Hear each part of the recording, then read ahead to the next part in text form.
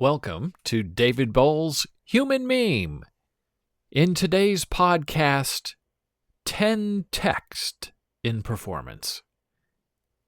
About 5 years ago, I decided to start a blog called 10 Text. 10txt.com is the website. If you type that into a browser today, it will take you right to bolesblogs.com, because at one time I had 15 blogs that were all individually being written. It was a big network. It was wonderful. Then I just decided, for the sake of time and economy, to fold everything into one big blog, which became David Boles Blogs at bolesblogs.com. The idea for 10 Text was to take 10 sentences and tell an interesting story in 10 sentences. That's it. You could count the sentences. That's how you knew you were done. And it was a challenge, and it was a great fun.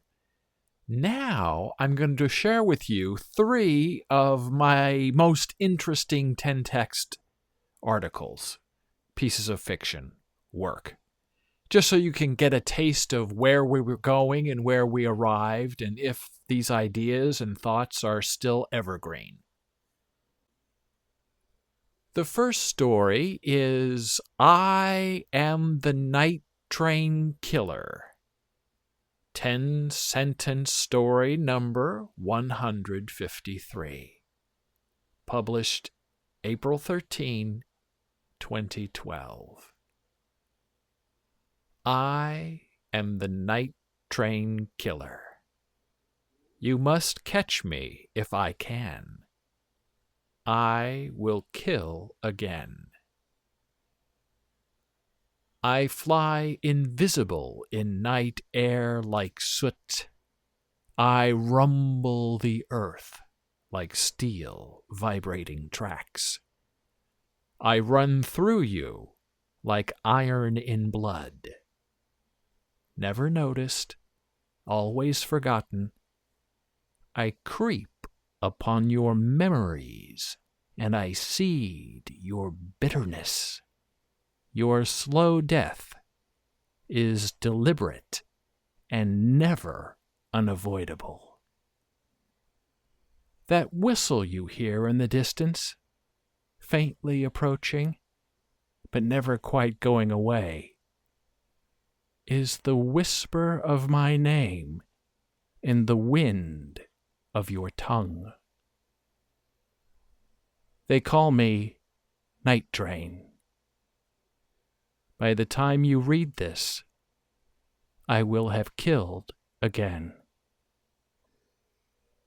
All right, so that's one example of an early 10-text story. Short sentences, deliberate. Then we sort of started thinking we could maybe have a little longer sentences and tell a little more deeper sort of story. And here's an example of that style of 10 text. Beanie Blue, Queen of the Undernight.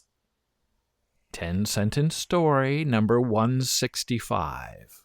Published in bolesblogs.com, September 26, 2012.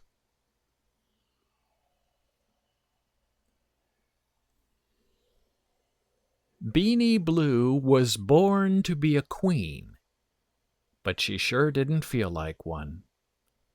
It was hard for her to get up in the morning when the world was awakening to bright sunlight.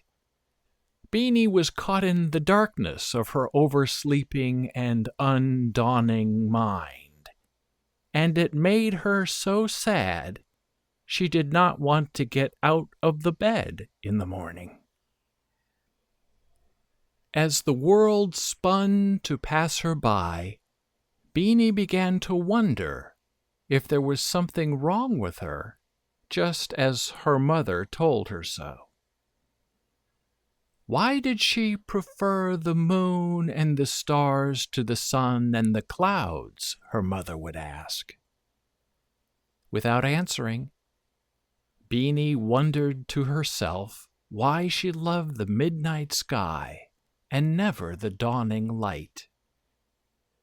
Oh, Beanie sighed, if she could only be the overnight queen when she grew up, so she could play with the vampires and the dragons, instead of dressing in gowns and parading all day long in the hot sun.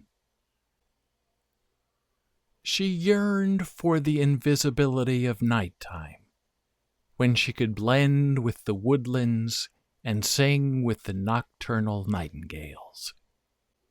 Unfortunately for Beanie, her mother and the world beyond were day people, and they would not have Beanie sleeping past the crack of the rooster's throat. And so Beanie had to stand around and look pretty all day, all while napping in the dark of her mind, and feeling happy and content with all the things she couldn't sense but could always imagine.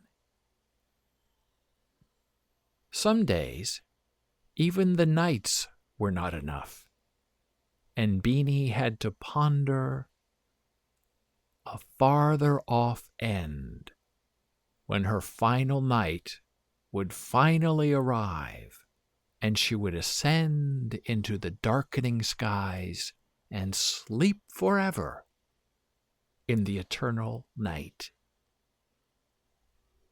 When Beanie begged an early death during daylight hours, rain clouds would descend from the mountains and surround her to bring a cooling thunderstorm that cleansed the stone pathway into the graveyard.